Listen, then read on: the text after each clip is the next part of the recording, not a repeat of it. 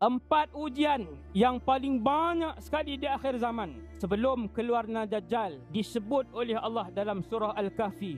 Para ulama tafsir sebut dalam surah Kahfi memang tidak disebutkan perihal Dajjal, tetapi Allah sebut 4 ujian yang paling banyak akan berlaku di akhir zaman nanti sebelum kemunculan Dajjal.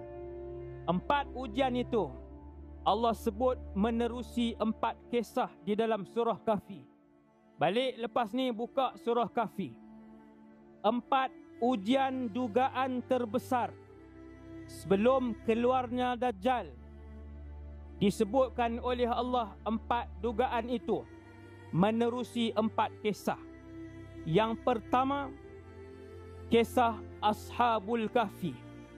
Ia melibatkan ujian kepercayaan, i'tiqad kita kepada Allah Subhanahu wa taala. Kisah Ashabul Kahfi. Yang kedua, kisah 2 orang sahabat, yang seorangnya Islam, yang seorangnya kaya raya, tetapi tidak beriman dengan hari akhirat, tidak beriman dengan hari kebangkitan. Maka ia adalah fitnah harta. Yang ketiganya, kisah Nabi Musa dan Nabi Khadir. Ia adalah berkaitan dengan ujian ilmu, yang mana ramai orang-orang yang jahil akan bercakap.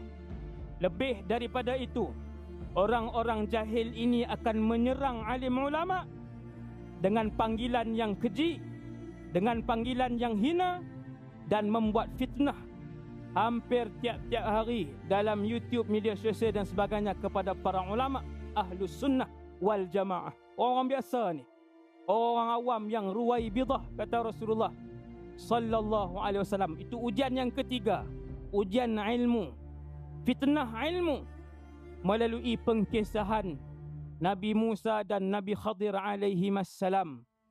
Dan ujian yang keempat adalah ujian kuasa, fitnah kuasa melalui kisah Zulqarnain.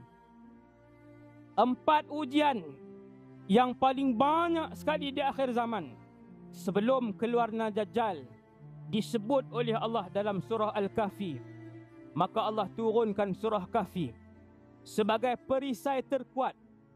Wahai umat Nabi Muhammad sallallahu alaihi wasallam, pada malam ni sesungguhnya Allah menyediakan pelindung yang terkuat untuk setiap umat Rasulullah sallallahu alaihi wasallam untuk tidak dapat didekati oleh Dajjal dan tentera-tenteranya, ialah dengan menjaga iman dan akidah yang betul, menjaga ibadah dan juga mengamalkan surah Al-Kahfi.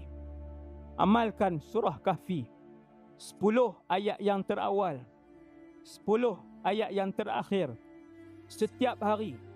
Insya-Allah, saya sebut malam ni, tuan-tuan akan melihat kesan insya-Allah bagaimana Allah menjaga kita daripada seluruh fitnah-fitnah kecil yang berlaku hari ini sebelum keluarnya bapa segala fitnah dan ujian, iaitulah Dajjal laknatullahi alaih.